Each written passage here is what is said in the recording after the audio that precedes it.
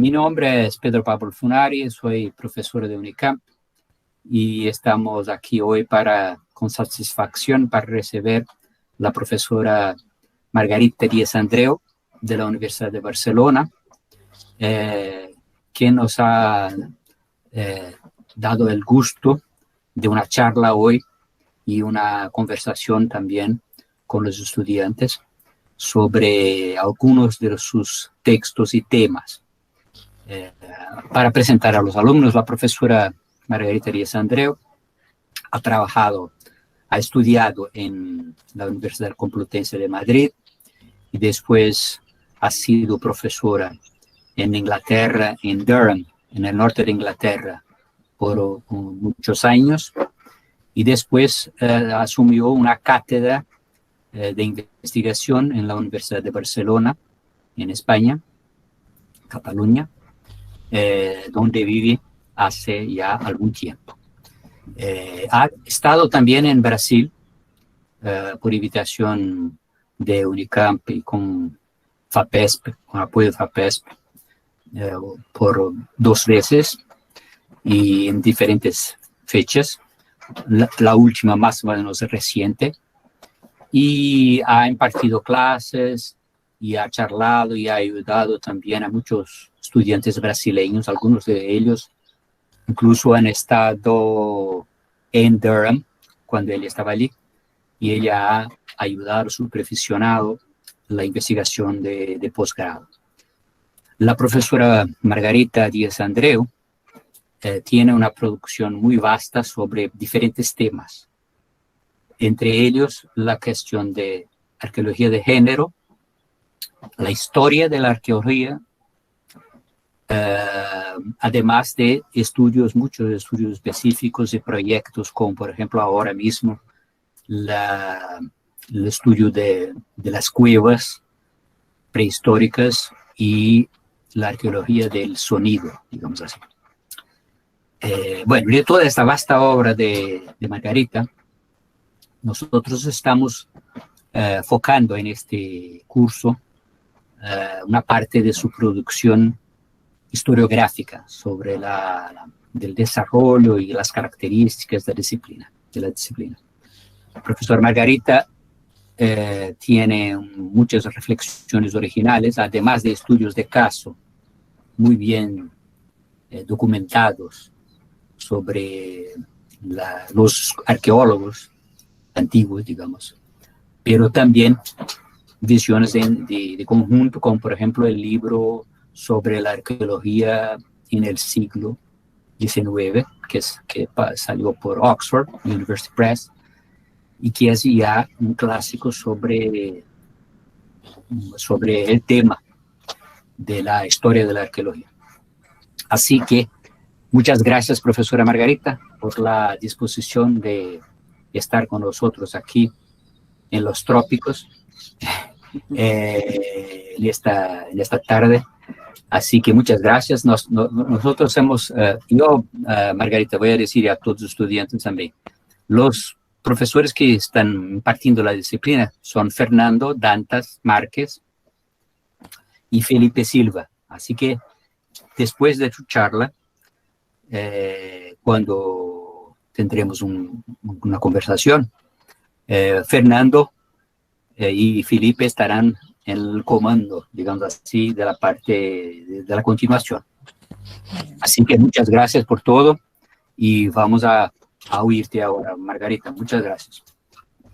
Muchas gracias, Pedro. Vamos a ver si ahora sale esto de bien de compartir y empezamos con el PowerPoint. Yo he preparado un PowerPoint un tanto largo, pero bueno, vamos a ver cómo va, ¿vale?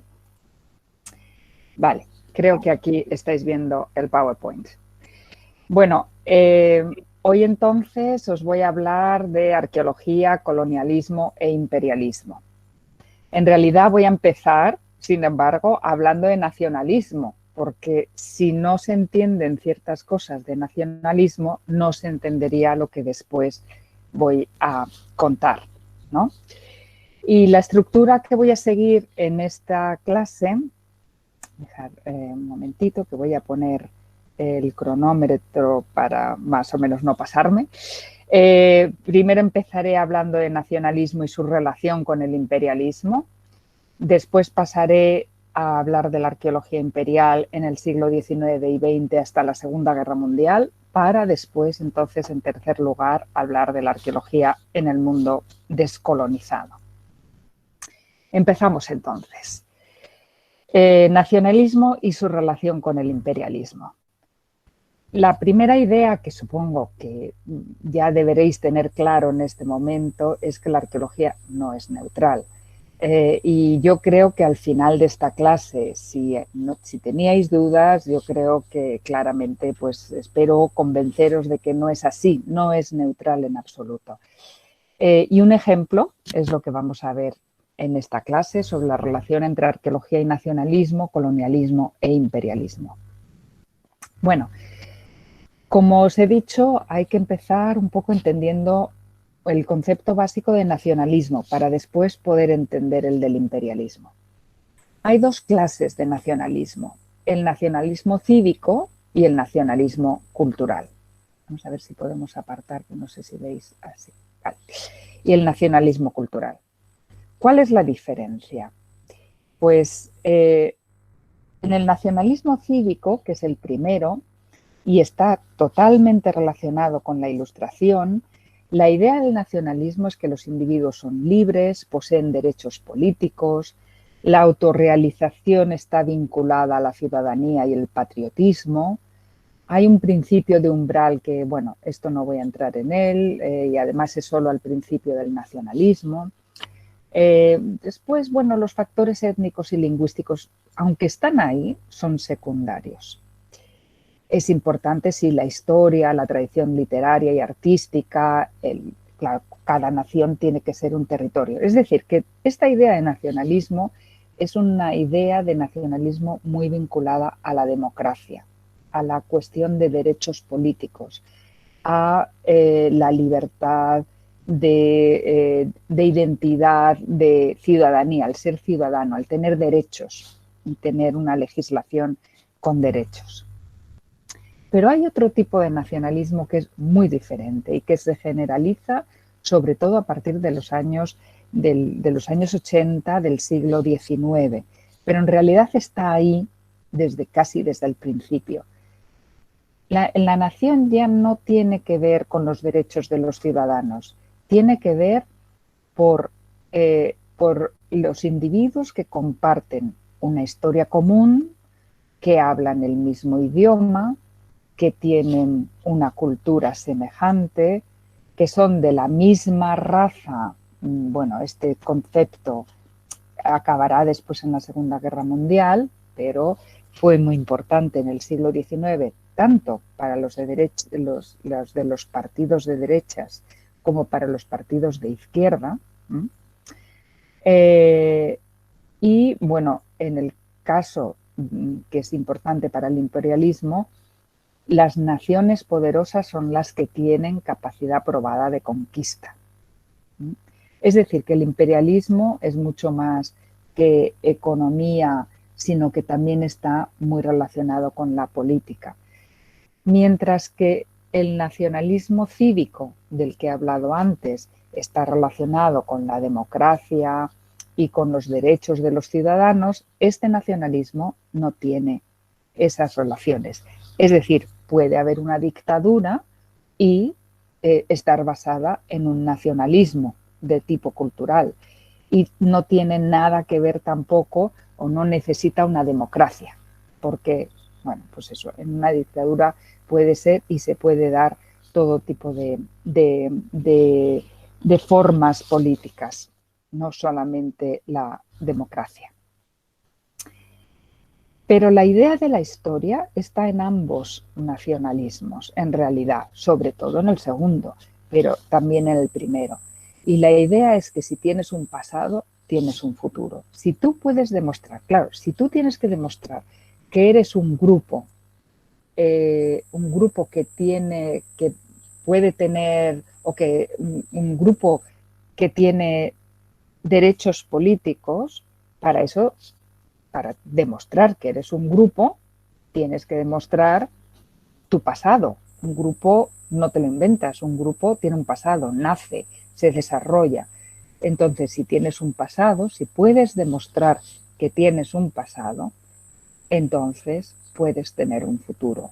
Por eso la historia es tan importante para el nacionalismo y por eso la historia se va a desarrollar realmente a partir de finales del siglo XVIII y se va a institucionalizar, porque empieza a ser muy importante para las naciones tener un pasado de manera que puedan justificarse y, por tanto, tener un futuro. La idea de racismo es una de estas ideas del nacionalismo cultural que va a ser muy importante, ya digo, entre los años 40 del siglo XIX hasta la Segunda Guerra Mundial. Esta idea influirá muchísimo también en el tipo de arqueología que se va a hacer en el mundo colonial. La idea es que cuanto más blancas las poblaciones, más evolucionadas, han progresado más, con lo cual se puede ver una evolución en la que si nos ponemos en un extremo, pues las poblaciones menos blancas casi no tienen posibilidades de superarse porque el color de la piel no se la van a cambiar. Y con esta idea en esta idea se basa mucho el nacionalismo durante el siglo XIX y ya digo hasta la Segunda Guerra Mundial. Otra cuestión muy importante del nacionalismo es que el nacionalismo que surge a finales del siglo XVIII, ahora habrá unas diapositivas en lo que esto quede más claro, está relacionado con la evolución del Estado moderno y con la institucionalización. Es decir, cuando hay algo importante para la nación, entonces se profesionaliza. Si es una disciplina que es importante para la nación, se profesionaliza. Y esto hace que si los anticuarios no estaban profesionalizados, eran pues personas que les pagaban los nobles o hacían su trabajo o llevaban sus intereses a la vez que muchas otras cosas, pues a partir del siglo XIX ya hay gente con trabajos pagados para hacer arqueología. Y esto es porque el Estado está interesado en que la arqueología elabore ese pasado nacional que las naciones necesitan. ¿Y qué infraestructura se crea? Pues la infraestructura está basada sobre todo, pero ahora veremos más, sobre todo en museos, en universidades y después en la administración de la arqueología. La administración con los servicios de arqueología. Vemos ejemplos aquí, pues el Louvre, que ahora ese grabado es de 1845, pero en realidad era el Palacio Real, que durante la Revolución Francesa se convierte entonces no en la casa donde viven los reyes, sino en un museo para el pueblo y la ciudadanía. Y esto pasa durante la Revolución Francesa a finales del siglo XVIII. Vemos aquí también a Caspar Ruyvens, que es holandés y es el primer catedrático de arqueología. Le nombran catedrático de arqueología en 1818. Y después estamos viendo aquí la burocracia que se forma curiosamente antes en las colonias que en los centros imperiales, como por ejemplo, el Servicio de Arqueología de la India, que es muy antiguo, de 1860 y algo, y este servicio de arqueología estará formado, sobre todo, estará capitaneado, digamos, en un principio por británicos, hasta la independencia de la India. Y bueno, esto va creando una serie de literatura asociada. Bueno, entonces la institucionalización había dicho que sobre todo estaba relacionada con los museos, con la administración del patrimonio y las universidades, pero en realidad hay más cosas. Las asociaciones, que no son estatales, pero bueno, son instituciones también que muestran el interés que tienen los mismos ciudadanos en el pasado. La legislación que va organizándose para proteger las antigüedades, las revistas que van surgiendo. No hay revistas de arqueología anteriores al siglo XIX. Hay alguna cosa que podría ser, pero sobre todo surgen a partir del siglo XIX. Los congresos de arqueología, todos estos empiezan en el siglo XIX y sobre todo ya después en el XX. Y bueno, también las escuelas en el extranjero, que esto están relacionadas totalmente con el imperialismo. Con el imperialismo informal, como después os diré. Bueno, ¿qué relación tiene el nacionalismo con el imperialismo? Pues claro, el imperialismo existía y el colonialismo de mucho antes, ¿no? Los romanos hacen colonias, etc. Incluso, y después está el imperio portugués, el imperio español, pero a finales del siglo XVIII se une esta idea del imperio con la idea de la nación. Y por ello, una nación que quiera ser exitosa, que quiera ser potente, debe tener colonias. Hay también, claro, toda una cuestión económica por detrás, ¿no? Voy a distinguir dos tipos de imperialismo y también es importante la idea del colonialismo interno. El imperialismo formal, que es el de las colonias, el colonialismo, ¿vale? Pero después hay uno que no se habla mucho, que es el imperialismo informal, que es como el poder en la sombra, no explícito, ejercido por las grandes potencias. Es decir, que aunque, digamos, Brasil fuera independiente, a partir, no sé, 1821 es, cuando sea, sin embargo, hay una serie de intereses de otros países que están llegando a Brasil y están moviendo hilos porque son muy poderosos, franceses, británicos, alemanes, etcétera, que sin ser los dueños, es decir, Brasil no es una colonia ya cuando tiene la independencia, pero sí que hay ciertos manejos de las grandes potencias en la zona de independiente. Después utilizaré también el término de colonialismo interno. ¿A qué me refiero con colonialismo interno? Pues me refiero a los países, por ejemplo, como por ejemplo Estados Unidos o por ejemplo Australia o incluso Brasil, en los que la élite está formada por personas de descendencia europea, mientras que hay comunidades tribales que no están realmente contempladas y a las que ni siquiera se les considera a veces como ciudadanos. Es decir, que los ciudadanos son solamente aquellos de descendencia europea y los otros son, bueno, pues eso, es una colonia dentro del propio país. A eso me refiero con colonialismo interno. Entonces, el formal, como os he dicho, el colonialismo, el informal, el que se ejerce en todos aquellos países teóricamente independientes. Y esto es lo que refleja en este libro del que hablaba ahora Pedro, el profesor Funari. Aquí en este libro tengo muy dividido, o tengo los capítulos divididos por el imperialismo formal, el informal, etc.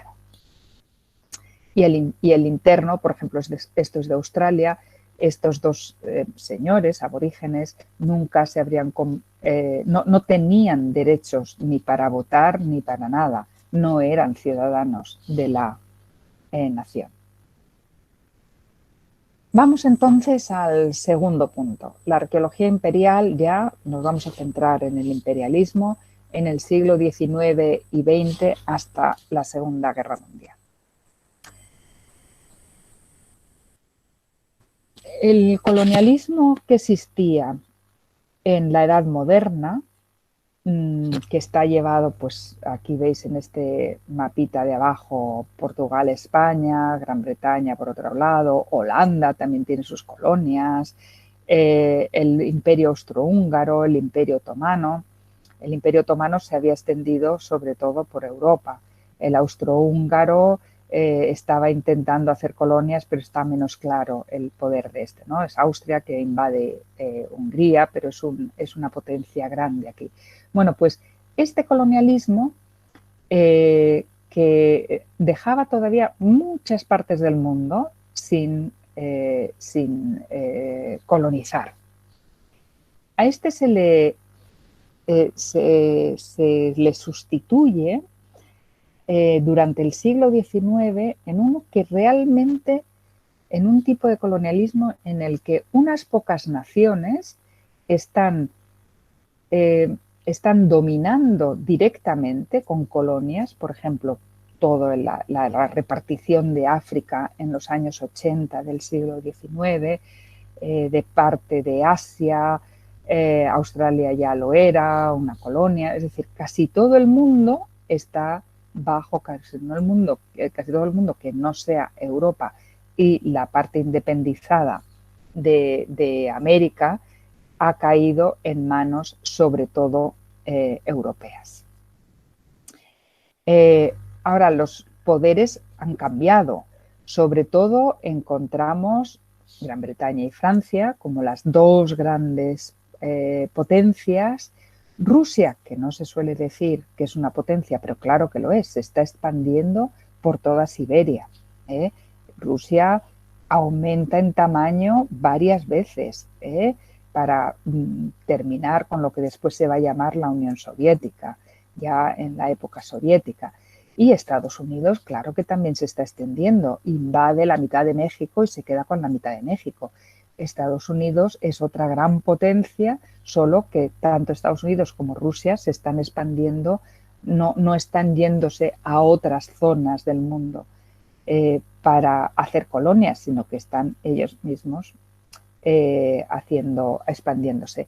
Y después ya, en el último momento, ya, bueno, tenemos a Bélgica con el Congo belga, Alemania, empieza Alemania e Italia, ya casi, ya en el siglo XX, están empezando a intentar expandirse, igual que Japón, que invade la zona de Corea, Manchuria, etc.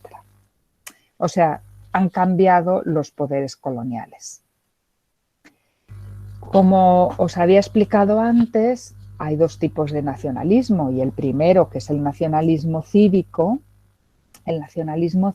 que no está tan basado en el racismo ni nada así, pues lo que le interesa para estas ideas del progreso, del bien común, etcétera, la arqueología que le interesa a ese tipo de nacionalismo es la arqueología clásica, sobre todo y por extensión las grandes civilizaciones romana, griega, egipcia, y si nos vamos a América y a otras partes del mundo, pues bueno, la que tenga grandes monumentos. Lo que pasa es que como todo se mide con relación a lo romano y griego, pues todo lo que no sea romano y griego será inferior. Pero son los grandes monumentos. Lo que importa a principios del siglo XIX son los grandes monumentos, no otras cosas. Y esto la idea es la conexión con estas ideas de libertad y progreso, como herencia de la Ilustración. Hay precedentes, por ejemplo, lo que se hace, los calcos, las documentaciones de edificios en México y en Perú, y también lo que se hace en Indochina, ¿vale? Pues Indonesia más bien, con los holandeses. Y esto, bueno, pues después continuará más adelante. O sea, los monumentos, y todavía hoy, en realidad, lo que a la gente le llama más la atención son los grandes monumentos. Lo que pasa es que, claro, pues esto no es muy romano. Y entonces lo ven y dicen, uy, qué raro, esto es que en realidad no lo sabían hacer tan bien como los romanos. Todo queda como un poco exótico y va. Pero la importancia de este tipo de arqueología hace que durante la Revolución Francesa, por primera vez, se produzca el robo de piezas arqueológicas. En este caso, el Museo del Vaticano se llevan muchas piezas del Museo del Vaticano a París, al Louvre. Napoleón lo hace, ¿vale? Napoleón decide que muchas de las obras que hay en Roma, como en realidad Francia es ahora la gran potencia y es la heredera de toda esa civilización clásica, pues las obras deben estar en París. Con lo cual, bueno, pues se llevan las obras a París, y esta imagen de aquí es la devolución, cuando Napoleón cae, la devolución de las obras que estaban en el Louvre, se las devuelven de nuevo al Vaticano. Fijaros la importancia que tiene el pasado, que aquí tenemos a Napoleón en Egipto y ya ponen las pirámides. Esto no habría pasado antes, porque quizá en el siglo XVIII, pero desde luego no antes. La importancia de los monumentos antiguos. O, por ejemplo, lo que pasa con la piedra Roseta. La encuentran los franceses, pero como botín de guerra pasa entonces a los británicos. O sea que las piezas arqueológicas, que son unas piedras realmente que antes nadie les habría interesado nada, las piezas arqueológicas empiezan a ser importantes y son botín de guerra. Los franceses, como hacen un calco, por eso después Champollion puede descifrar la escritura jeroglífica, pero la pieza todavía hoy en día está en el Museo Británico. Bueno, eso es el efecto, lo que hemos estado hablando hasta ahora es el efecto del nacionalismo de tipo cívico. Ahora vamos a pasar al efecto del nacionalismo cultural en el desarrollo de la arqueología imperial. ¿Cuál es el efecto? Pues el efecto es, sobre todo, aunque ya digo que hay precedentes, es sobre todo desde los años 70. Ya no importan solo las grandes civilizaciones, sino que también se le da importancia al estudio de otras culturas y al pasado de esas culturas y a las antigüedades que produjeron. Es decir, así como en Europa, que en un primer momento solo se le daba importancia a las antigüedades romanas, pues también en estos años se le empieza a dar importancia a la prehistoria, a la arqueología medieval, etc. Y a nivel imperial, en las colonias formales e informales, pues ya también se le da importancia a otras cosas que no son los grandes monumentos.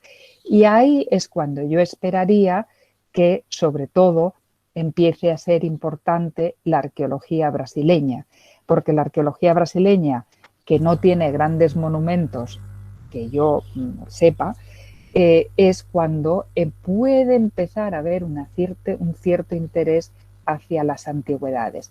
Y un cierto interés, porque cuando las poblaciones indígenas son muy, entre comillas, primitivas, pues se dice, oye, pues si no han cambiado, si es que siempre han sido primitivos, pues estudiamos las poblaciones de ahora y no hace falta andar excavando. Las antigüedades son lo mismo que lo que encontramos hoy en día. Y eso lo que produce es que el desarrollo de la arqueología sea débil en esos países donde las poblaciones indígenas son bastante, entre comillas, primitivas.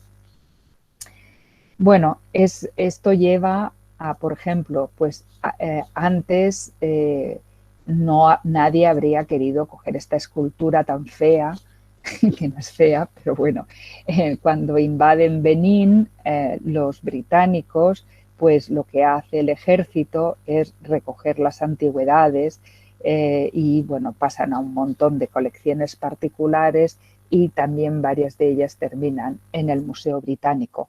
Esto a principios del siglo XIX o hasta mitad del siglo XIX no habría pasado. Es por la influencia del nacionalismo cultural y otra forma de ver la nación, otra forma de ver las culturas, cuando estas piezas pueden empezar a ser, crean o llaman la atención y pasan a formar partes de colecciones privadas y estatales también. También, ¿cuál es otro efecto del nacionalismo cultural en la arqueología imperial? Bueno, pues la institucionalización del colonialismo formal, interno y también en los países independientes del informal. Se empiezan a formar museos de arqueología, museos que, como veréis, por lo general utilizan la arqueología clásica por fuera. La idea de progreso en este caso es más bien como si fuera una catedral gótica, pero normalmente se sigue mucho el ejemplo clásico, de lo clásico, para las instituciones del saber, porque lo clásico es todavía la idea del progreso. Entonces, bueno, pues ya vemos que empiezan a crearse no solamente en Europa, sino en todo el mundo, tanto colonial como Sudáfrica, como independiente, se empiezan a crear museos, pero no pasa así en los países, por ejemplo, del África subsahariana. Y que es verdad que en Sudáfrica, pues como hay una población blanca importante, minoritaria pero importante, que sigue muy de cerca lo que está pasando primero en Holanda y después en Gran Bretaña, porque la colonia pasa de manos holandesas a británicas, pues sí que vemos en esta influencia del nacionalismo cultural, pues que si en Europa está empezando a ser importante el paleolítico, pues hay gente que ya también empieza a buscar este tipo de piezas en Sudáfrica, por ejemplo, ¿no? Y en otras partes del mundo. Pero eso, lo que os he dicho, en el caso de África y en Australia, las poblaciones son demasiado primitivas, entre comillas, que las debía haber puesto aquí, y por tanto se piensa que con estudiar las poblaciones actuales es suficiente. ¿Pasó lo mismo en Brasil? Bueno, pues esto os lo dejo a vosotros para que lo contestéis. También hay que ver que el imperialismo informal también pasa dentro de Europa. En España, que entonces España está realmente no en sus mejores momentos, también están viniendo británicos y sobre todo franceses y después alemanes a coger piezas arqueológicas y llevárselas al Louvre. Esto es la Sala de Arqueología Ibérica en el Louvre. Es decir, que aquí no estamos, cuando yo hablo de Europa, pues sobre todo estoy hablando de los grandes poderes imperiales. O sea, hay las cosas no son ni blanco ni negro, en el sentido que incluso dentro de Europa se puede adoptar este modelo del imperialismo informal para explicar lo que está pasando dentro de Europa unos países con otros. Las escuelas de las que hablaba también como otra parte del imperialismo, este es imperialismo informal en casi todos los casos, no en todos. empiezan a haber un montón de escuelas en Roma, en Atenas, en Egipto. Y bueno, estos son sitios donde van los arqueólogos normalmente de las grandes potencias y se asientan allí para hacer sus propias arqueologías y muchas veces competir los unos con los otros. Aquí vemos una escuela del imperialismo formal, es decir, de una colonia, que es la Escuela Francesa del Extremo Oriente, que se establece en Saigón en 1900. ¿Qué hacen los países independientes para proteger sus antigüedades en este imperialismo informal? Pues contratan a europeos muchas veces o envían a sus jóvenes a estudiar a Europa para que de vuelta intenten combatir este imperialismo informal. Por ejemplo, vemos aquí a Max Uhle, que le contratan tanto en Perú como en Chile después para que organice las antigüedades, los museos, etc. O Hamdi Bey, que es turco y otomano, habría que decir, estudia en Francia y luego como ministro impulsa la nueva ley de antigüedades que va a impedir que los europeos o euroamericanos sigan saqueando todo tipo de antigüedades griegas del Imperio Otomano. Porque Grecia lo primero que hace al establecer su independencia es prohibir la exportación de antigüedades. Pero claro, Turquía o lo que es el Imperio Otomano, entonces, pues no lo hace hasta mucho más tarde. Entonces, ¿dónde van a excavar arqueología griega? Los europeos se van a la zona de Anatolia, a lo que hoy es en día Turquía, para poderse llevar las piezas de vuelta a sus museos. ¿Cuál es la base humana de la arqueología imperial? ¿Quién está haciendo arqueología?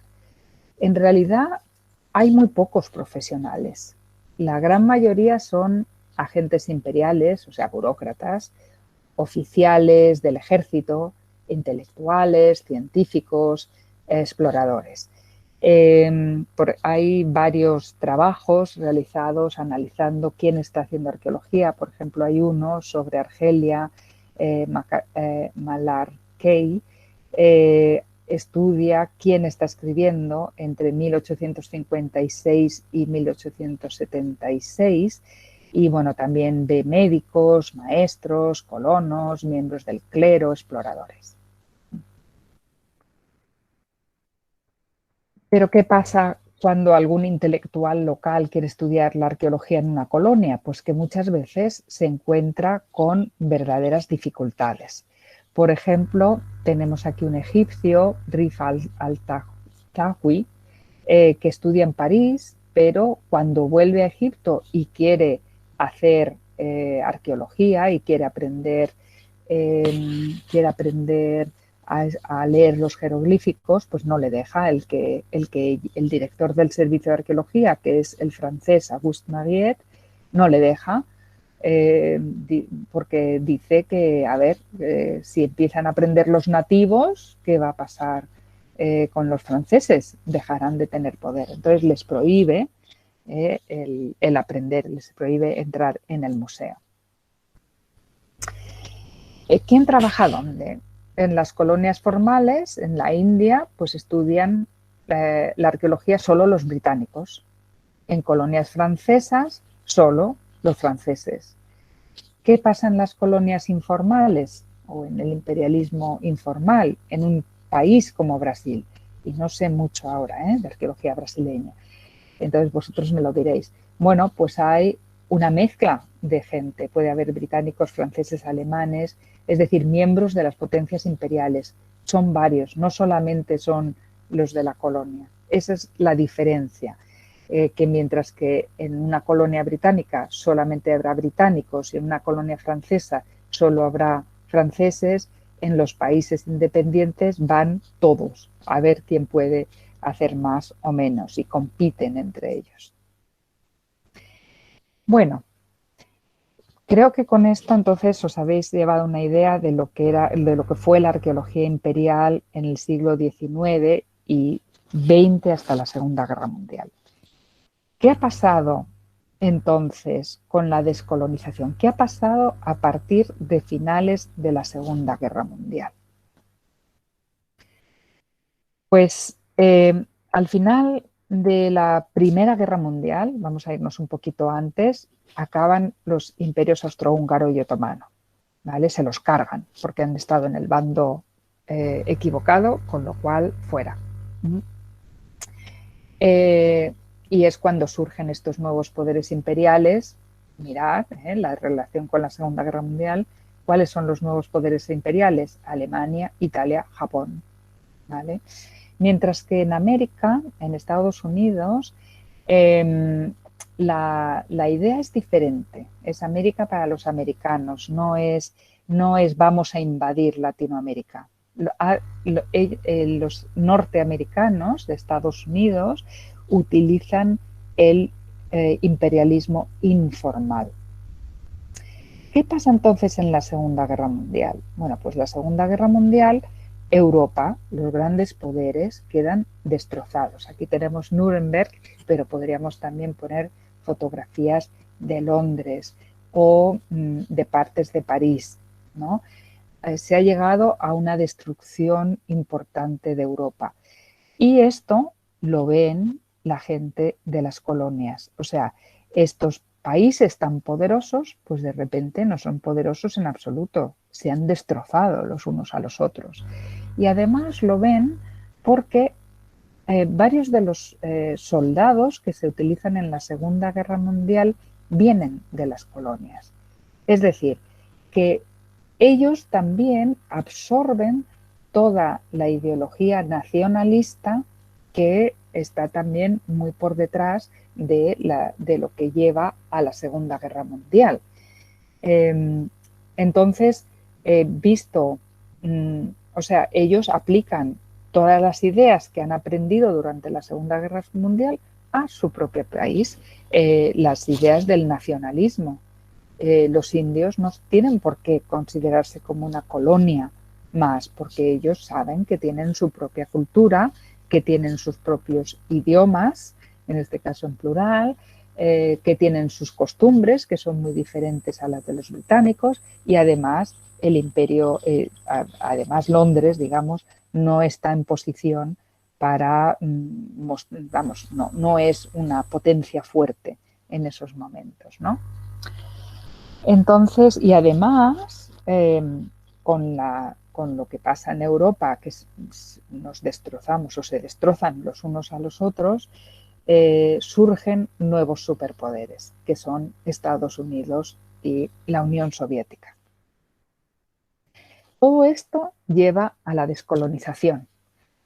La descolonización empieza por países como India. También hay que ver la idea de los derechos humanos. Es muy importante la idea de los derechos humanos precisamente como forma de combatir con todo lo que ha pasado en la Segunda Guerra Mundial. Es decir, que hay una idea de respetar la diferencia. Y esta idea de respetar la diferencia, además de lo que os he dicho antes, de debilidad de Europa, más aprendizaje de las élites en las colonias de lo que es el nacionalismo, pues todo esto lleva a la descolonización. Lleva a la descolonización, primero de estos países que vemos aquí en naranja, que después llegará a casi toda África, ¿vale? Y terminará en estos países más rojitos, ¿no? Que bueno, aquí tenemos Australia y tenemos Canadá por esto de que son también parte, vamos, todavía siguen teniendo a la reina, ¿verdad? De Inglaterra. Bueno, pues esto, India-Pakistán en el año 47, Burma y Ceilán en el año 48, Indonesia en el 49, en África las colonias francesas en los 50 y principios de los 60, todo esto en el contexto de la Guerra Fría, ¿vale? De la guerra de Corea y de Vietnam. Y lo que vamos a ver es que en estos países, estos nuevos países, hay una transición de imperialismo a nacionalismo. Y lo que vamos a ver es que se produce una lectura inversa de la narrativa imperial. Se da una lectura nacionalista del pasado al pasado de lo que es ahora la nación. O sea, si los europeos habían dado una lectura colonial, pues ahora lo que hacen es utilizar más o menos lo mismo, pero cambiando las cosas que se dicen de ese pasado.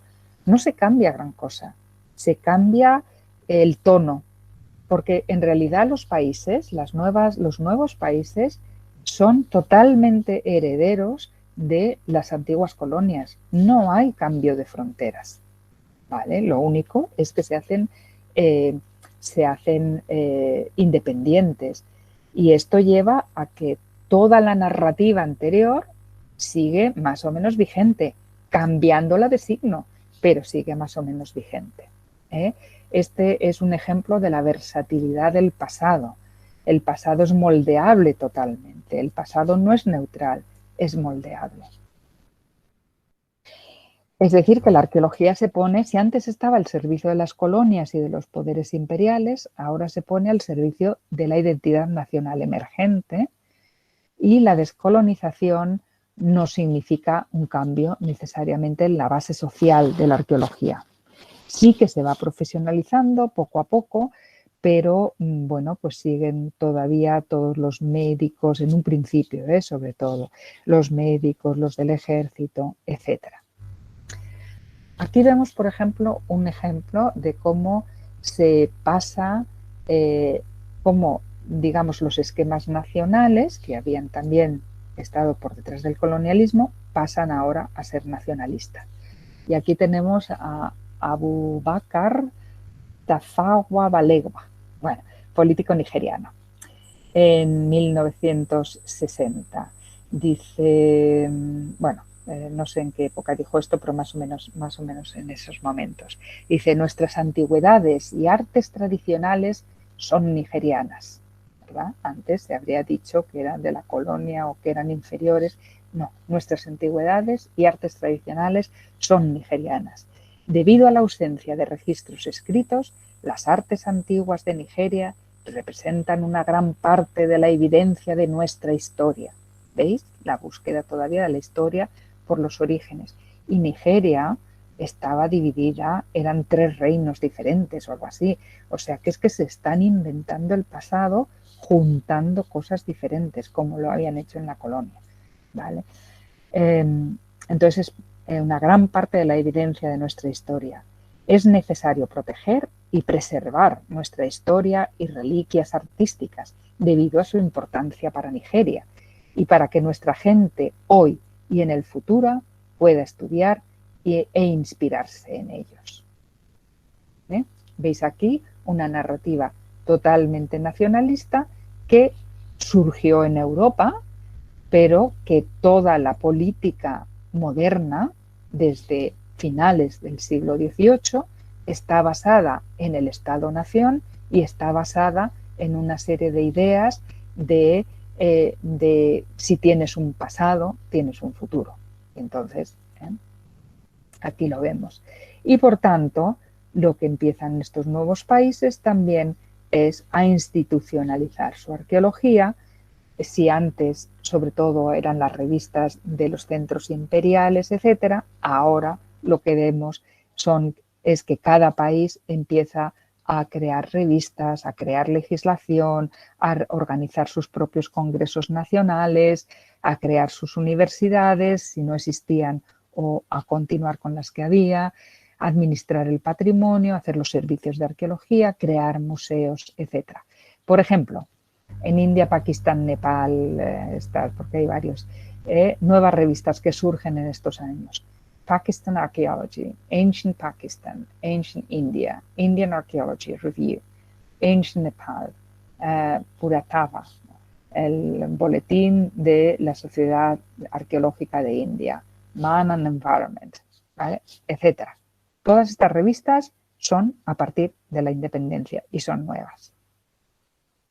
En otros países en los que la institucionalización no se había desarrollado antes, realmente hay un desarrollo lento. Por ejemplo, vemos aquí en Kenia, la arqueología tarda más y aquí tenemos, aunque Luis Leakey había nacido en Kenia, pues entonces sigue siendo, junto con su mujer, una parte fundamental en los primeros años de la colonia también de la arqueología de allí. ¿Cuál es el efecto de la Guerra Fría en estas nuevas naciones? Bueno, pues si Corea del Norte está influida por la Unión Soviética, pues tenemos el Instituto Coreano de Cultura Material influida por los soviéticos y la forma de hacer arqueología en Corea del Sur tiene un montón de influencia norteamericana. Ya termino, bueno, casi termino, con los efectos de la descolonización en el colonialismo interno. Bueno, en los territorios del imperialismo informal, sobre todo el colonialismo interno de, pues, bueno, Estados Unidos, Australia, etcétera, se podría incluir probablemente Brasil allá y, bueno, no, sin probablemente, seguro, y de casi toda Latinoamérica. Bueno, hay una serie de movimientos que empiezan en los años 50, 60, ¿vale? En un primer momento en los países de habla inglesa, que son el movimiento de las comunidades indígenas en los países desarrollados. Por ejemplo, vemos la American Indian Movement de 1968, aquí vemos Wounded Knee, cómo hay una reunión, etcétera, y todo esto tiene una influencia en la arqueología que se está haciendo en estos momentos. Hay una serie de movimientos de indígenas y apoyados en algunos momentos por personas de descendencia europea. Y todo esto influye en la arqueología, por ejemplo, en cuestiones de repatriación y el control de la actividad arqueológica. La creciente politización de las comunidades indígenas ha llevado a la emergencia de la controversia sobre quién tiene derecho al pasado. Las comunidades indígenas están reclamando la devolución de material arqueológico y de los restos humanos que están almacenados en los museos y pidiendo que se les dé el control sobre el estudio de su propia cultura y de sus antepasados, genéticos o percibidos. Si vosotros veis aquí, a ver, ¿qué está pasando? Pues que las comunidades indígenas están aprendiendo el lenguaje nacionalista. Oye, y tienen todo el derecho del mundo a hacerlo. ¿Por qué? Porque si tienen un pasado, si controlan este material arqueológico, tienen un futuro. La forma de que se les reconozca como políticamente válidos en una mesa de negociación es a través del control de su pasado. Porque si controlan su pasado, tienen derecho para controlar su futuro. Esto es del primer World Archaeological Congress, el Congreso Mundial de Arqueología, y dos indígenas que les invitaron allí decían: a medida que cruzábamos el país y visitábamos las universidades, museos y laboratorios, encontramos los cuerpos de nuestros antepasados almacenados en cajas de cartón, bolsas de plástico y bolsas de papel. Encontramos nuestros sagrados cementerios abiertos y desecrados, los cuerpos y objetos sagrados enterrados con nuestros muertos en exposición para curiosos y etiquetados como colecciones, especímenes y antigüedades. Bueno, como veis, es la reivindicación de que ellos tienen derecho a que no se les ha tratado en realidad como personas, como humanos, se les ha tratado como especímenes, como antigüedades, y que ellos tienen derecho a todos estos objetos arqueológicos. Bueno, esto está llevando a muchos cambios dentro de la arqueología. a nueva legislación, a restricciones de lo que los arqueólogos, arqueólogas pueden hacer, y a una pregunta fundamental, cada vez más importante: ¿quién tiene derecho al pasado? ¿Es el pasado un derecho para las comunidades locales? ¿Es un derecho universal? ¿Es un derecho para todos los ciudadanos de un país? ¿Quién tiene derecho al pasado? Voy a terminar simplemente con esto. ¿Por qué la historia de la arqueología es importante? ¿Por qué es importante? ¿Por qué es importante esta clase? Pues para ser consciente del equipaje, el baggage, ¿no?, histórico que tiene la arqueología. La arqueología no es neutra, no es neutral. La arqueología tiene todo un contexto que debemos conocer. Tenemos que ser conscientes de este contexto para intentar minimizar el impacto de los errores históricos a través de la crítica académica. Hemos de aprender de los propios errores. También es importante para alentar la autocrítica y analizarnos a nosotros, nosotras mismas, como personajes históricos y personas con un contexto histórico. Y para intentar minimizar el impacto de nuestras propias identidades, incluida la nacional y la poscolonial. Y con esto he terminado. Margarita, muchas gracias. Hemos oído perfectamente, hemos visto los diapositivos sin problema, todo muy claro. Perfecto. Perfecto. Y así que estupendo. Y ahora paso la palabra a Fernando, que nos va a conducir como un maestro de orquesta. Muy bien. Sí. Ahora sí. Bueno, muchas gracias, profesora, por su charla. Todo muy, muy importante, este asunto de la historia de la arqueología, y para mí en especial, porque es mi tema de investigación de doctorado. Y bueno, en primer lugar, me gustaría escuchar un poco más de usted sobre este modelo greco-romano adoptado en la arqueología o en el anticuarismo durante el siglo XIX en particular, pero que ya está presente incluso antes. Sí. Y bueno, me parece que hay una hegemonía del discurso interpretativo de la arqueología en esta época. Usted misma habló aquí para nosotros un poco sobre eso, pero incluso en sus publicaciones hay mucho más de esa idea, y de una idea de una jerarquía de la cultura material que tiene en la antigüedad clásica su punto más alto, ¿no? Este pasado clásico que es equiparado a la civilización, a una idea de civilización. Y bueno, en otras partes del mundo, como en México, por ejemplo, hay una constante comparación entre las llamadas grandes civilizaciones de México, ¿no? Los mexicas, los mayas, y la antigüedad clásica o mediterránea, que empieza en el siglo XVII, al final del siglo XVII, y sigue hasta el final del siglo XIX, ¿verdad? Y bueno, comparaciones o interpretaciones de las ruinas de México con las de Egipto, con Cartago, Roma y otras culturas de Europa. Y bueno, todo este longo comentario, pero me interesa mucho el caso mexicano, y a mí me parece que esto todo se explica como ecos ya del anticuarismo practicado en Europa.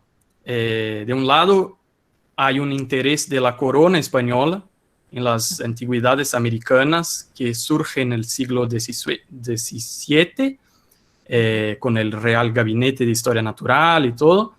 Y al otro lado tenemos la presencia de un círculo de anticuarios muy importante en la Ciudad de México. Incluso usted en su PowerPoint había una imagen de la obra de Antonio Alzate sobre Xochicalco, que es de finales del siglo XVIII, y parte de toda esta tradición anticuaria de México. Y bueno, colecciones y documentos históricos y cosas así. Y bueno, el punto aquí es que me parece que hay un interés de estas élites locales en hacer esta comparación con el pasado clásico. Hay este discurso hegemónico que de alguna forma parte de la metrópolis y es adoptado por esta élite intelectual, ¿no? Y bueno, de modo a crear su propia antigüedad clásica, ¿no? Y bueno, este es un poco lo que me gustaría oír y todo, y discutir. Sí, pensaba que tenía una diapositiva que después la debo haber quitado. Pero, a ver, ¿cómo surge? No he hablado del todo, digamos, de este paso desde la época medieval a la época moderna. ¿Cómo de una edad medieval en la que los nobles tienen mucho poder y la Iglesia tiene muchísimo poder, se pasa a finales del siglo XV y sobre todo en el XVI a una cosa totalmente diferente. Cambia, se deja el gótico y lo que se hace es en arte, en literatura, en todo, se va a basar toda la nueva cultura en la cultura clásica. ¿Qué está pasando realmente? No es un cambio, la moda cambia, digamos, no porque sí, sino porque es una forma de los monarcas de tener más poder, de unir más el poder, de tener más poder sobre todo en contra de la Iglesia. Es decir, que si en la Edad Media el lenguaje importante había sido el lenguaje religioso, el de la Biblia, a partir de la Edad Moderna, a partir del Renacimiento, lo importante empieza a ser todo lo clásico. La Iglesia son personas que vienen también de la aristocracia, sobre todo los papas, las personas importantes de la Iglesia, con lo cual no es tan difícil ese cambio, puesto que las personas que terminan convirtiéndose en papas y en jerarquías de la Iglesia vienen de familias aristocráticas y por lo cual ese lenguaje de la antigüedad también lo aceptan. Empieza a pasar, el siglo XVI es realmente lo que después va a pasar más a partir del siglo XVIII, es la ordenación del Estado, el poder, la concentración del poder. Y entonces la antigüedad que crea, la antigüedad empieza a ser súper importante, ¿vale? La antigüedad clásica. Al principio son sobre todo los monumentos, se empiezan a excavar cosas, se empiezan a encontrar, las esculturas en el siglo XVII, después con el descubrimiento de Pompeya y Herculano, aquello es también bastante revolucionario, pero digamos que es toda una transición desde el siglo XVI hasta el siglo XVIII. Y el siglo XVIII con la Ilustración es la vuelta también al clasicismo más racional, etc. Con lo cual no nos debemos extrañar que en el mundo castellano que llega a las colonias, a México y a Perú, lo que les atrae sobre todo son las antigüedades, tanto de México y de Perú, que son donde están los grandes monumentos, ¿vale? Y entonces ahí es, por eso hay anticuarios y hay personas que se están dedicando a recoger todos aquellos grandes monumentos. Las esculturas yo creo que cuestan más, las esculturas, el resto de la cultura material, que cuestan más, y será sobre todo a partir del siglo XVIII, no sé, yo el XVII no creo que haya grandes colecciones de antigüedades, pero a lo mejor me equivoco, porque yo no soy especialista en la Edad Moderna. Pero de lo que he leído que Stephanie Geng hizo en Perú, o de las cosas que he leído de México, pero puedo que haber leído menos que tú, por ejemplo, yo creo que de todo lo que es la cultura material es posterior. Primero son los monumentos y hay incluso excavaciones, sobre todo en el 18, pero algunas anteriores, ¿vale? No sé si con esto explico un poco cuál es el contexto, supongo que todo esto en realidad tú sí que lo sabías, ¿no? Que es cómo se llega a esta importancia de lo clásico y por qué, ¿no? También vemos algunas cosas en el medievo, Carlomagno se entierra en una tumba clásica, es decir, que hay algunas cosas durante la época medieval, pero y sobre todo en Italia, que es donde tienen toda la tradición, vemos cosas y donde hay grandes familias aristocráticas. Pero bueno, no sé si con estos comentarios te digo algo nuevo o no. ¿Cuáles son los discursos de apropiación de la arqueología? A ver, no la he logrado leer todo. Yo puedo leer si quieres. Vale, perfecto. Oye, bueno, y muchas gracias a todos, os debo decir, que estéis intentando entender mi español. Si yo intento hablar portugués, bueno, no sé. No entenderíais nada. Vale, bueno, gracias. Venga, sí, por favor, lee. Gracias por su respuesta también, profesora. Bueno, voy a leer la pregunta de Livia.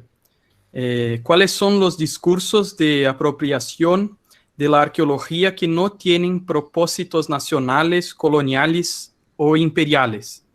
Y pues si hay ejemplos de eso. Siempre puede haber, a ver, no es que uno diga voy a ser nacionalista, no, o voy a ser colonial. Es una cosa que la tenemos tan dentro que no nos damos cuenta, ¿vale? Entonces, esto significa que esos discursos pueden estar combinados con otros discursos perfectamente.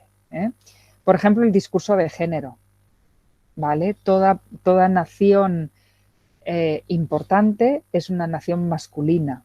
Toda nación débil es una nación femenina. Y por supuesto, entonces todas las antigüedades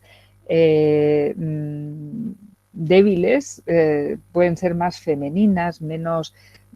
hay toda una serie de adjetivos que se van diciendo en las publicaciones que cuando las vas leyendo, sobre todo en los prólogos, vale la pena leer los prólogos porque hay mucha información ahí. Hay veces que nos leemos los textos y no te das cuenta. Casi todos los relatos históricos son relatos masculinos. A ver, tengo varios ejemplos por ahí, pero ahora mismo no me acuerdo, ¿no? Sí, incluso la propia arqueología. ¿Qué importa de la arqueología? Importan las armas. ¿Qué es lo que importa? Sí, y las actividades que son sobre todo masculinas. Es decir, el género es otro discurso que está metido, pero no solamente en el mundo imperial, está por todas partes. Y todavía hoy. ¿Qué más? Por supuesto, seguro que si nos vamos a otras identidades, también influirá cuestiones de religión, cuestiones también normalmente la arqueología en edad, vamos, la arqueología de los niños no se le da importancia, no existen realmente en el pasado, etcétera. Espero con eso haber respondido a la pregunta. Felipe. Profesora, Sí.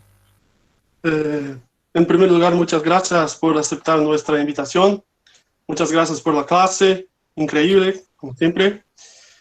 Tengo una pregunta, que es, me parece que el profesor ha dicho que por no haber un cambio significativo en la base de la arqueología, quizás podemos observar solamente una inversión de los discursos, ¿vale? Sí. Mi pregunta es, la perspectiva del mestizaje, por ejemplo, ¿te parece una perspectiva conciliadora, pacificadora entre los dos extremos de los discursos coloniales y decoloniales, postcoloniales? Ay, la verdad es que este tema no lo conozco mucho. Y he leído cosas, pero no me acuerdo ahora mucho.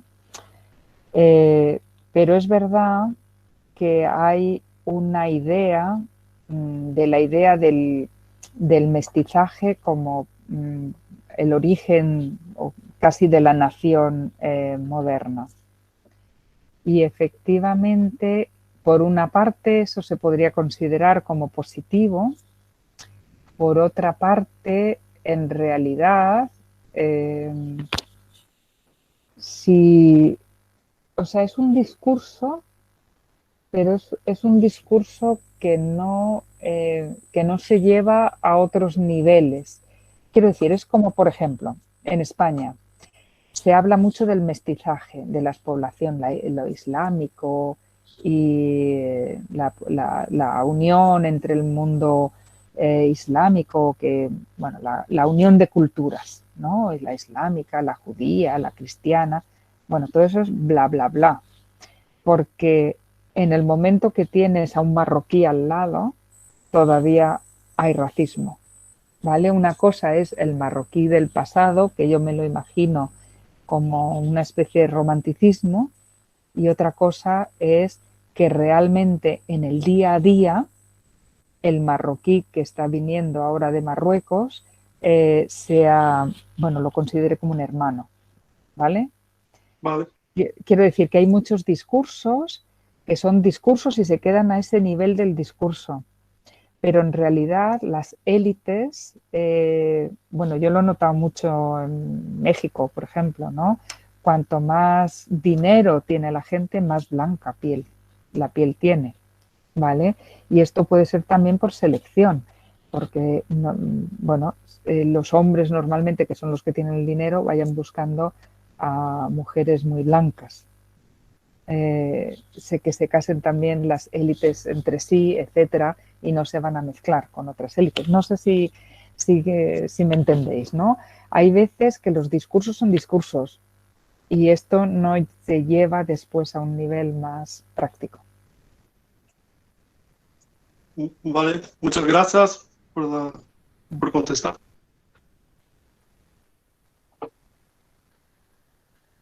He visto que había más preguntas por ahí, pero si me las leéis, porque no sé cómo... Ah, bueno, aquí está el chat, vale. El micrófono...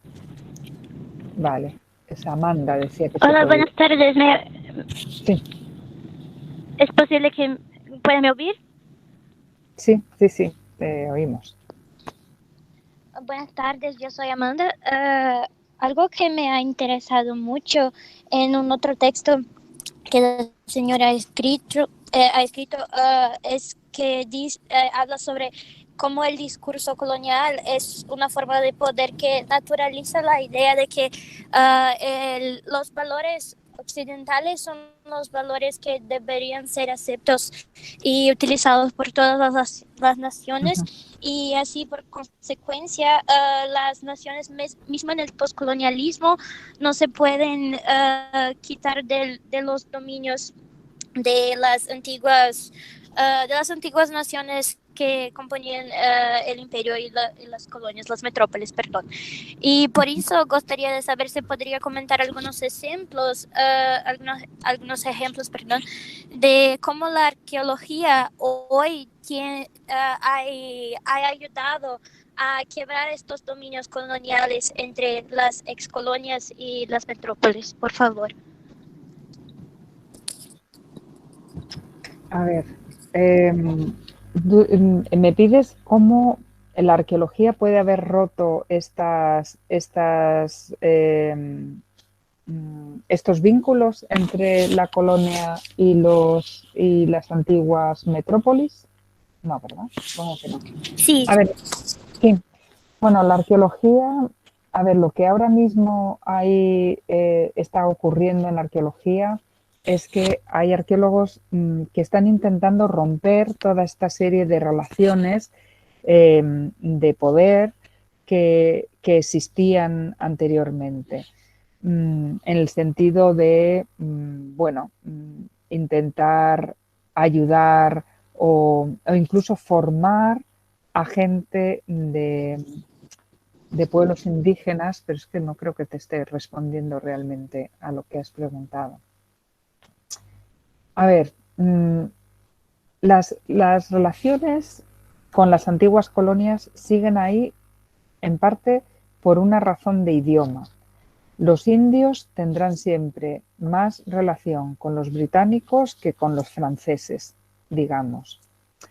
Y después, incluso en el mundo británico, hay muchos arqueólogos haciendo arqueología en India, pero muy pocas veces haciendo arqueología en otros países que han sido de habla francesa. Es decir, que las antiguas relaciones de alguna manera continúan. Lo que pasa es que continúan a un nivel más igualitario y nadie impide, bueno, en teoría nadie te impide que te vayas a otro país, lo que pasa es que no te darán dinero, a un británico raramente le darán dinero para hacer arqueología en un país de habla o antigua colonia francesa, ¿vale? Es decir, que las redes académicas que ya se han creado continúan y sirven como base también para la continuación de la arqueología. En gran parte continúan muchas de estas antiguas relaciones, se han reproducido en las nuevas generaciones. No sé si te contesto muy bien. Sí, vale, muchas gracias. Gracias. Gracias. Paola, a ver, me estoy leyendo aquí.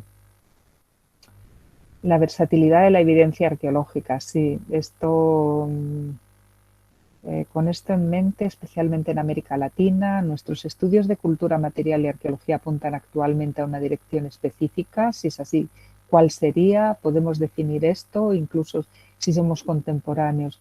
Bueno, mira, por ejemplo, claro que estamos muy influidos por lo que nos está pasando. No sé, seguro que lo habréis notado, ¿eh? Hay ya arqueólogos hablando estos últimos meses, empezando a hacer investigaciones sobre las pandemias del pasado. ¿Por qué? Es que no se nos habría ocurrido hacer esto hace 2 años. Sin embargo, seguro que habrá un libro en Cambridge University Press o en Oxford University Press sobre las pandemias y la arqueología de las pandemias. Nos apostamos lo que queráis, ¿vale? Las experiencias que tenemos nos influyen en las preguntas que hacemos al pasado, siempre. Y además no es malo, no es malo. Cuando en España se pasó de una dictadura a la democracia en los años 70 y se hizo el estado de las autonomías, es decir, que España se dividió en autonomías, pues empezó un montón de gente a estudiar sobre etnología, sobre etnicidad. A nadie se le habría ocurrido 10 años antes hacer cosas de etnicidad, pero cuando las etnicidades cambian, cuando de repente bueno, pasan cosas, o a mí misma, yo puedo ponerme como un ejemplo. Yo cuando pasamos esa transición, pues yo cuando murió el dictador yo tenía 13 años, etcétera, etcétera. Entonces, bueno, de repente los catalanes que querían independencia y yo, pero bueno, ¿qué pasa? ¿Por qué? Y entonces eso me hizo, mi interés por la historia de la arqueología viene precisamente del momento histórico que yo viví en ese momento. Y bueno, ¿por qué no? Te hacen las cosas que nos ocurren como personas en nuestro día a día, nos abren los ojos a cosas que podían estar pasando en el pasado y que no se nos ha ocurrido. Y decía, oye, qué interesante, voy a investigar esto también en el pasado. Entonces, ¿qué está pasando ahora? Nuevos temas, el clima, el cambio climático. Hay mucha gente que está estudiando clima, las pandemias, seguro, etcétera. O sea, la interdisciplinaridad también es una nueva moda que surgió hace unos años. Son cosas que están pasando y bueno, y nos influyen. Y además me gustaría saber si, pensando en el momento actual de cierre de países y aumento de la xenofobia, incluso por la crisis del coronavirus, ¿existe alguna tendencia al retorno de la arqueología imperial infundada en nociones étnicas racistas? Si es así, ¿hay alguna forma de evitarlo?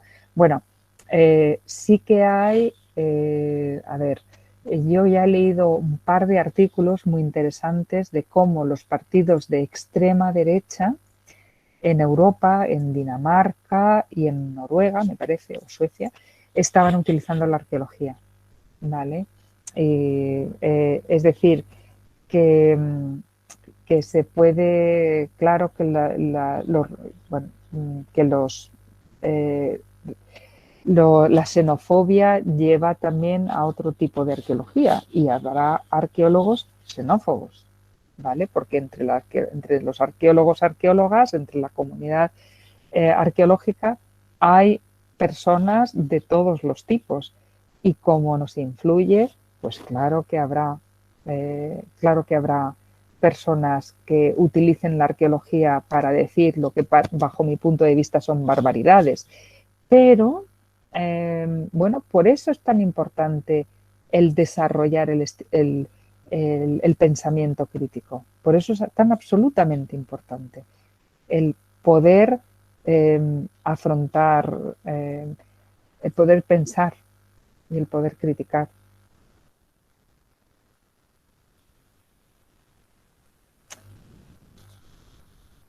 Bueno. Profesora, Sí. si me permite otra pregunta. Uh-huh. Es, en su charla, Sí. usted hace una diferencia entre el anticuario y el arqueólogo con base en la profesionalización, ¿no? Sí. Y bueno, esa es una cuestión muy interesante porque muchos historiadores de la arqueología hacen esa diferenciación también de diferentes maneras, ¿no? Entonces, por ejemplo, Alcina Frank considera a todos arqueólogos, en cuanto que Alan Schnapp, por ejemplo, hace lo contrario, ¿no? Todo para él que viene antes del siglo XX son anticuarios. A ver, esto son, modas. Quiero decir que hay una transición muy clara entre llamarse anticuario y llamarse arqueólogo, pero el paso de uno a otro es un paso, bueno, que tendrá diferencias, depende de los países y que será una cosa un poco continua, ¿no? En España hay un paso muy claro y es que el cuerpo de funcionarios de bibliotecas, museos y anticuarios, ¿vale? De bibliotecarios conservadores o conservadores, anticuarios, y, bueno, bibliotecas, museos y tal, ¿no? Pasa en 1900, cambia el nombre de anticuario y pasa a ser arqueólogo. Realmente, si uno se planteara por qué, pues no sé, habría que buscar los textos de por qué de repente decidieron cambiar el nombre. Bueno, ya digo, debe ser algo muy continuo, tiene que ser una transición y deberá tener sus razones, por qué cambiaron el nombre.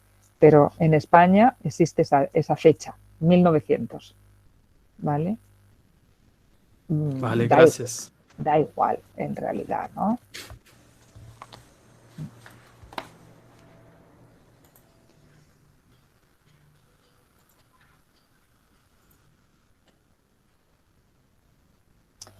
Pues, si no tenéis más preguntas, yo creo que... Margarita, bueno, yo esperaba la reacción de los alumnos porque siempre son las preguntas más interesantes. Una cuestión que me gustaría que tú desarrollaras era la siguiente. Los alumnos son de primer año o segundo, es decir, que tienen 18, 19 años de edad. Y todos preguntan sobre las perspectivas de trabajo como arqueólogos, posiblemente como arqueólogos, ¿no? Porque están en la carrera de licencia en historia, así que la mayoría va a ser profesor de historia, pero de esa manera hay muchos que quieren saber las posibilidades de seguir carrera en arqueología. Y en este momento estamos en esta cuestión, como tú decías, del nacionalismo, la cuestión de, no se sabe, por ejemplo, la legislación ambiental, que fue muy importante en diferentes lugares, como en el Brasil, para que la arqueología se desarrollara muchísimo desde los años 80, 90, es decir, que para hacer todos los tipos de obras públicas o privadas, la ley impone trabajos ambientales y arqueológicos. Esto abrió un campo muy grande. Y hoy por hoy podemos decir que unos 95% de las investigaciones en Brasil son arqueología preventiva o arqueología de contrato, o como queramos llamar. Bueno, ahora con la cuestión nacionalista y también con posibles crisis como esta ahora de pandemia económica y todo eso. Entonces, la pregunta que te hago, más bien, digamos, para que tú digas lo que piensas, ¿no? Porque para el futuro no sabemos nada. Si te preguntara sobre el pasado, sería más fácil. Pero digamos así, ¿qué te parece? ¿Cómo te parecen las posibilidades en el momento para las nuevas generaciones? Incluso porque tú tienes la experiencia de diferentes países europeos, donde también esta cuestión está puesta, la cuestión de la legislación de protección ambiental y la arqueología preventiva en diferentes países, España, Portugal, Francia, Inglaterra, bueno. Entonces, ¿qué te parece? ¿Cómo te parece el futuro, digamos, para esos jóvenes en relación a ese tipo de práctica? Esta es una pregunta. Y la segunda, que tú conoces mejor todavía, la investigación universitaria, es decir, como profesor o como seguir la carrera, maestría, doctorado, y como en el caso de nosotros, así que hemos seguido y estamos aquí como profesores, ¿no? Entonces, ¿cuáles de esas dos posibilidades? ¿Qué te parece? Bueno, a ver, las salidas del mundo de la arqueología son varias. Puede haber, incluso esta institucionalización de la que he estado hablando, todavía siguen funcionando. Hay personas que van a trabajar en museos. Hay personas que van a trabajar en los servicios de arqueología, la administración de la arqueología. Hay personas que van a la universidad. Hay otras que es investigación. En algunos países se puede ser investigador o investigadora exclusivamente, no en todos. Y después existe el gran campo de la arqueología comercial. Y después hay otras cuestiones, hay otras formas de hacer arqueología que pueden ser igualmente interesantes para alguna gente, que puede ser personas dedicadas a la difusión del patrimonio. Si combinas el conocimiento histórico con el conocimiento de redes sociales, de hacer documentales, también hay personas que pueden encontrar trabajo ahí, ¿vale? La arqueología comercial tiene muchísimos puestos de trabajo. Esperemos que las legislaciones no cambien, porque las crisis económicas no son del todo buenas, porque si el Estado no tiene dinero, aunque estos son o si la construcción entra en crisis, esto afecta a la arqueología comercial, eso también es verdad, pero bueno, esta crisis pasará. Y si tenéis 18, tenéis todavía unos años para que no os afecte. Los más afectados son probablemente los que ya han terminado, porque esta crisis económica va a ser dura, pero va a ser dura en todo. Y entonces, ¿qué hay que hacer? Ser el mejor o la mejor y sacar buenas notas e intentar ser de... ¿no? Vamos a ver, para ser... se me ha ido un poquito. Bueno, si la arqueología comercial es dura, te tiene que gustar. A mí yo decidí muy temprano que aquello no iba conmigo, pero bueno, hay otra gente que vive de ello y vive relativamente bien, pero es una salida dura. La arqueología de los museos es muy necesario, hacer un buen trabajo de museos y en los servicios de arqueología. Si queréis dedicaros a la investigación o al profesorado universitario, pues eso, hay que sacar buenas notas, buenas calificaciones, de manera que tengas opciones después para tener becas, dinero para poder seguir y hacer una tesis doctoral. En vuestro caso, en Estados Unidos, si uno busca, puede encontrar becas. Muchas veces, sobre todo si tocáis algún instrumento, es más fácil. En algún caso. Bueno, no sé qué decir. Yo lo único, yo cuando empecé en la universidad sabía que era difícil encontrar trabajo, con lo cual, bueno, pues intenté ser de las mejores y bueno, pues fui saliendo.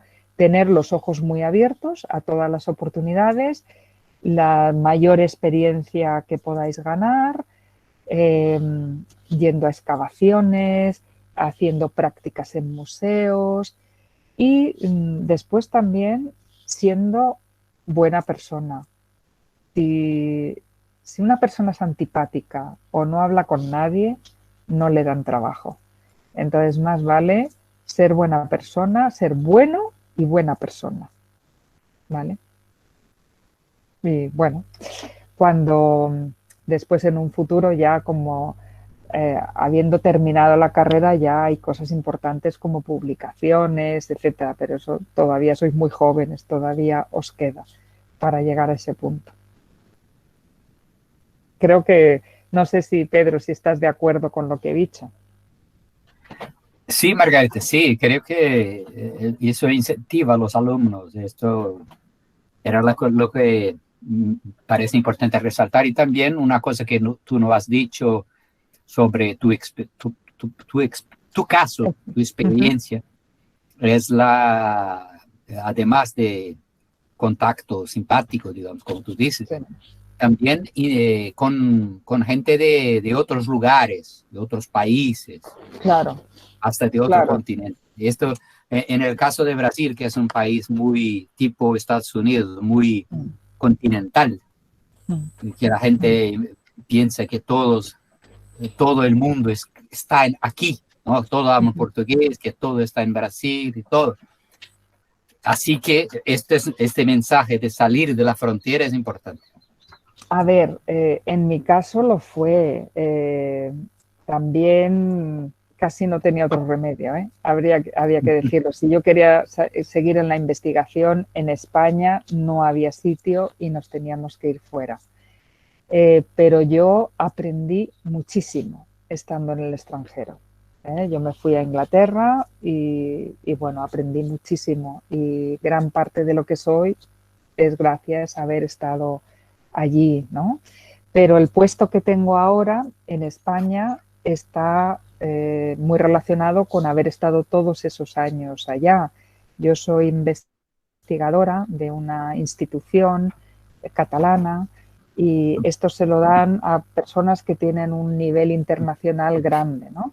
Y bueno, pues digamos que es un honor para mí tener el puesto que tengo yo ahora y me considero súper afortunada, pero todo eso fue en parte, bueno, pues por haber hecho una carrera fuera y a ver, yo me pasó que cuando a los 4 años de yo haber acabado la tesis, mi director de tesis se murió. Es decir, que yo no tenía un padrino. Yo me tuve que buscar los padrinos y tuve que hacerlo con mi propio trabajo, ¿no? Bueno, ya está. Gracias, Margarita.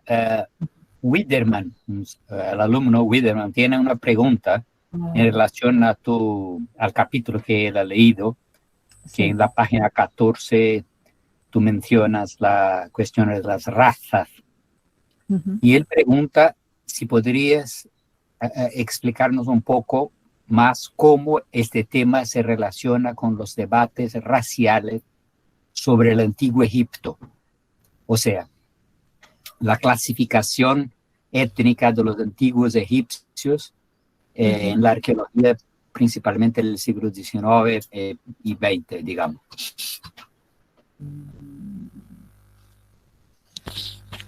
A ver, claro, es que... A ver, la cuestión de los egipcios se consideró en el siglo... Bueno, vamos a ver, vamos a empezar por aquí. Los romanos se llevaron antigüedades egipcias, los antiguos romanos, a Roma. O sea, esta idea del pasado y de los objetos antiguos, los monumentos, ya está en los romanos. Después se pierde durante la época medieval. Pero la mayoría de los obeliscos, o hay más obeliscos en Roma que en Egipto, y los llevaron en época romana, ¿vale? Entonces, eso hace que el mundo egipcio sea más aceptable a los ojos europeos. Además, hay otro tema que es el tema de la magia, el oscurantismo, yo no sé, es que no sé mucho de ello, que también el siglo XVIII, lo de la flauta mágica y tal. Bueno, que hay otras ideas que se asocian con el mundo egipcio. Pero entonces, claro, el mundo egipcio después lo invaden musulmanes. Entonces hay una diferenciación entre lo que es lo egipcio antiguo, que bueno, es más inferior que lo romano y lo griego, que lo griego y lo romano, es inferior a estos, pero todavía, digamos, tiene caché, ¿no? Es importante. Pero eso se diferencia totalmente de los musulmanes egipcios actuales o los del siglo XIX, ¿vale? Entonces, dentro del esquema de las razas, la raza egipcia, bueno, no quedaba del todo mal dentro de lo que era esa jerarquía de razas. Desde luego, lo primero, los griegos, después los romanos y después ya los egipcios, ¿vale? Dentro... digamos, dentro de las poblaciones antiguas. Claro que entonces los arios se relacionan con los griegos, ¿vale?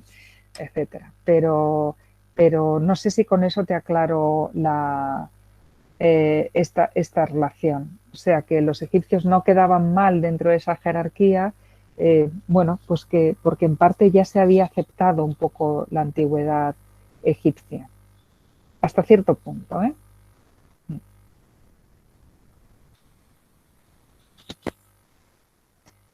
Esto, a lo mejor sabéis más de este tema que yo, ¿eh? Yo es de lo que puedo haber leído y un poco así recordando. Estupendo, Margarita. Es que Widerman está interesado en este tema específico. Y seguro que él sabe más que yo. Bueno, pues si estás en desacuerdo me lo dices, ¿eh? Porque, bueno, yo aquí estoy también para aprender de vosotros, ¿eh? De lo que vosotros sabes, estáis Margarita, que investigando. tu charla hoy coincide, en el caso de Brasil, Ajá. con el Día de los Profesores y Profesoras. Así vale. que este fue un regalo, un brindis especial Vale. para los alumnos. Gracias, Margarita, Muy bien, por la charla. No, vosotros, gracias a vosotros por invitarme y bueno, espero que os haya gustado y muchísimo. Sí, he basado esta clase en un artículo que publiqué en el año 2018, que no sé si lo habéis leído o no, pero bueno, está un poco basado en ese texto. Lo he tenido que resumir, por supuesto, ¿no? Pero bueno, ahí está. Estupendo. Te pido después si tú puedes mandar después la referencia. Vale. Y también decir, Widerman te da gracias por la respuesta. Y decir también que tu libro, tú tienes un libro en portugués, una colectánea de artículos que fue publicado aquí en Brasil hace unos 2 años, o más o menos, poco más o menos. Así que los alumnos pueden tener acceso a estos artículos en portugués también. Muchos de ellos que estaban en otros idiomas están ahora en portugués también. Así que muchas gracias una vez más, Margarita, y yo creo que los alumnos se quedaron encantados por los comentarios que han mandado en el chat. Significa que fue un éxito total y nosotros nos quedamos encantados. Sí, muchas gracias a vosotros y gracias por hacer el esfuerzo de entenderme hablando así en español, ¿no? En castellano. Perfecto. Tú sabes que los brasileños intentan y le gustan mucho castellano, así que perfecto. Muy bien. Y estaba clarísimo. Así que... Muy bien. Bueno, Fernando, ¿tú quieres? Porque tú estás en el comando incluso de la grabación y todo, para cerrar esto. Bueno, cerramos entonces. Gracias una vez más, profesora. Fue increíble su clase y bueno, seguimos en contacto. Es como el profesor Funari ahora estaba diciendo sobre esos contactos internacionales, entonces que muchas gracias por su participación. Muy bien. A vosotros. Nada. Que vaya bien todo el curso. Venga. Muchas gracias. Luego.